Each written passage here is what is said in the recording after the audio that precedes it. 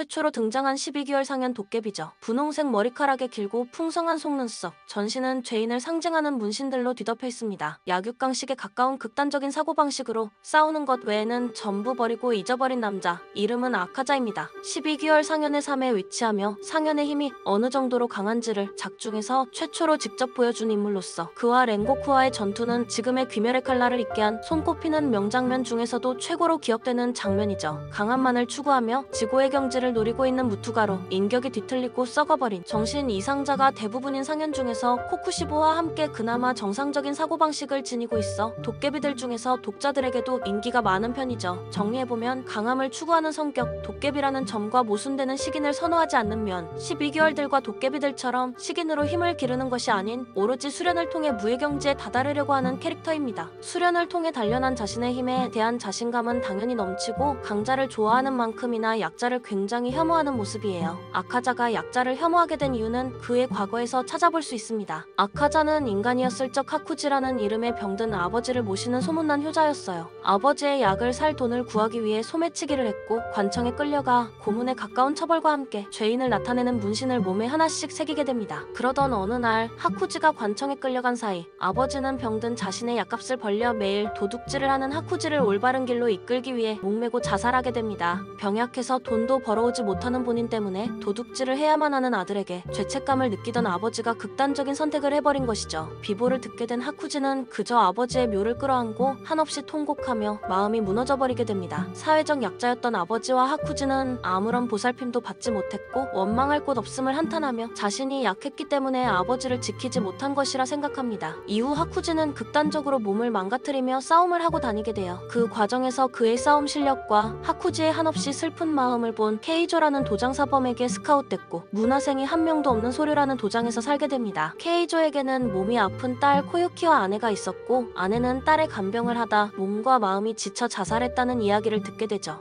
병약한 그녀를 보게 된 하쿠지는 죽은 아버지를 떠올린 듯 코유키를 간호하며 다시금 자신이 강해져 도장과 코유키를 지켜야 한다고 다짐합니다. 하쿠지는 소류의 도장에서 죄인인 자신에게도 행복한 미래가 있음을, 아버지가 원했던 정직한 삶을 살 수 있게 됐음에 감사하죠. 하쿠지는 코유키와 약혼을 하게 됐고 그 누구보다 강해져서 코유키를 평생 지키겠다고 다짐하게 돼요. 하지만 케이조를 시기하고 있던 도장 사람들이 케이조와 하쿠지를 정면에서 이기지 못해 우물에 독을 타게 되고 케이조와 코유키는 결국 독살당하며 생을 마감하게 됩니다. 하쿠지는 중요한 순간에 소중한 사람들의 곁에 없던 자신을 자책하며 소중한 사람들을 잃은 분노로 맨손으로 독살에 관련된 67명을 잔인하게 살해합니다. 이때의 사건으로 무자는 도깨비를 배치하지 않은 지역에서 도깨비가 사륙을 벌였다는 소문을 듣고 의아해 하쿠지를 찾아가게 되죠. 대량 학살이 일어났던 소문의 근원은 도깨비가 아닌 하쿠지였고 무자는 그의 머리를 꿰뚫어 도깨비로 만들어버립니다. 생전의 기억을 잊으며 인간 하쿠지는 죽고 강함만을 추구하는 도깨비 아카자가 탄생하게 됩니다. 다시 태어난 아카자는 인간 시절 케이조에게 배운 무술을 바탕으로 한 격투 계열의 혈기술을 사용합니다. 그렇게 아카자는 무한열차편에서 첫 등장하며 귀살대와의 전면전에서 일방적으로 밀렸던 엠무와는 달리 랭고쿠와 호각 이상으로 싸우며 상현과 하현의 실력 차이가 얼마나 나는지 몸소 보여줍니다. 극한의 물을 추구하는 광기에 가까운 집념과 의지, 여기에 도깨비의 초재생 능력까지 겹쳐 말 그대로 상현다운 압도적인 기량과 포스, 두려울 정도의 전투 능력을 보여줬죠. 처음에는 서로 대등하게 합을 주고받는 듯 했으나 이내 혈기술을 접목한 격투기, 순식간에 회복하는 도깨비의 재생 능력으로 랭고쿠를 일방적으로 압박하죠. 이후 랭고쿠의 복부를 뚫고 치명상을 입은 랭고쿠가 죽어가는 순간 거의 애원하다시피 어서 도깨비가 되라며 마지막으로 그를 설득합니다. 최종 국면에서 탄지로와 기우를 동시에 상대하면서도 반점을 발현한 기우에게 잠시나마 주춤하지만 이내 우세를 점해 압도적인 강함을 다시 한번 선보이죠. 하지만 내비치는 세계에 들어 탄지로에게 목을 베었고 탄지로가 지구의 영역에 들어선 것을 보며 자신도 아직 더 강해질 수 있고 아직 더 싸울 수 있다고 하며 강함을 추구하는 광기 어린 모습을 보여주죠. 이때 탄지로에게서 아카자의 옛 스승 케이조의 모습이 겹쳐 보이며 자신이 잊고 있었던 과거의 모습들이 나타나 아카자를 만류합니다. 아카자는 탄지로에게 마지막으로 고마워하는 의미의 미소를 보이며 스스로에게 파괴살, 멸식을 날리죠. 탄지로에게는 정정당당한 멋진 공격이었다고 자신의 완패라고 칭찬한 뒤 이제 지옥으로 가고 싶다고 자포자기합니다. 아카자가 눈을 감기 전 그의 약혼녀가 나타났고 아카자는 코유키에게 생전의 약속을 지키지 못해서 미안하다고 오열하고 거라고. 코유키도 미소를 지으면서도 눈물을 흘리며 그런 아카자를 안아줍니다. 그렇게 도깨비 아카자는 완전히 사라져 소멸합니다.